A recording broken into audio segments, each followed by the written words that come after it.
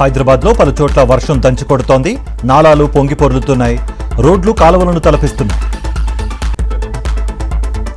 ఉత్తర ఒడిశాపై అల్పపీడనం కొనసాగుతోందని వాతావరణ శాఖ తెలిపింది. దాని ప్రభావంతో 3 రోజుల పాటు ఏపీలో తేలికపాటి వర్షాలు పడతాయని చెప్పింది. డిఎస్సీ అక్రమాలపై అసెంబ్లీలో చర్చిస్తామన్నారు ఎమ్మెల్సీ లేళ్ల అప్పిరెడ్డి. చర్చకు లోకేష్ సిద్ధంగా ఉండాలని సూచించారు.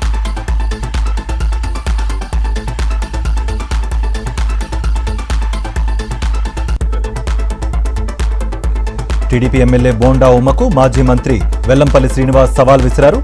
ఎవరి దగ్గర డబ్బులు తీసుకోలేదని ప్రమాణం చేయగలవా అని ఛాలెంజ్ చేశారు. వైఎస్ఆర్సీపీ దీక్షలకు కూటమి ప్రభుత్వం భయపడుతోందన్నారు మాజీ ఎమ్మెల్యే బొల్లా బ్రహ్మనాయుడు. అందుకే పోలీసుల చేత అడ్డుకుంటోందని మండిపడ్డారు. గుంటూరులో డిఎస్సీలో అక్రమాలకు వ్యతిరేకంగా వైఎస్ఆర్సీపీ ఆధ్వర్యంలో కొనసాగుతున్న దీక్షకు మద్దతు తెలిపారు అంబటి రాంబాబు, లక్ష్మీ పార్వతి. వారికి నిమ్మరసం ఇచ్చి దీక్షను విరమింపజేశారు. తండ్రి కొడుకులు డిఎస్సీ ఉద్యోగాలను అమ్ముకున్నారని ఆరోపించారు లక్ష్మీ పార్వతి. రాష్ట్రాన్ని సర్వనాశనం చేస్తున్నారని మండిపడ్డారు.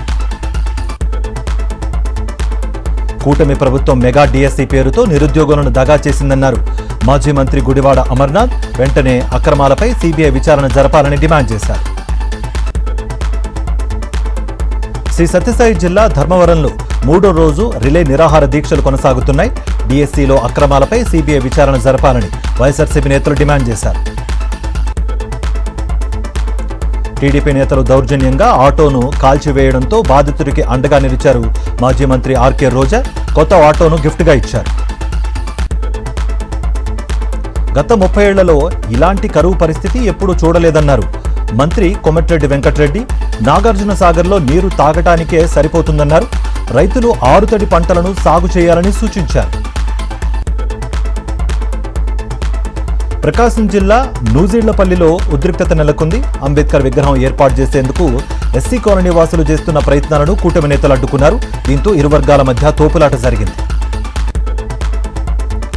తమిళనాడులో సీఎం విజయ్ ఆధ్వర్యంలో అఖిలపక్ష సమావేశం జరిగింది. డీలిమిటేషన్ బిల్లును వ్యతిరేకించాలని నిర్ణయించారు. డీఎంకే ఈ సమావేశాన్ని బాయ్కాట్ చేసింది. H1B వీసాదారులకు త్వరలో షాక్ ఇవ్వబోతోంది ట్రంప్ సర్కార్. ఉద్యోగం కోల్పోయిన తర్వాత అమెరికాలో ఉండేందుకు ఇచ్చిన 60 రోజుల గ్రేస్ పీరియడ్ను ఎత్తివేయాలని భావిస్తోంది.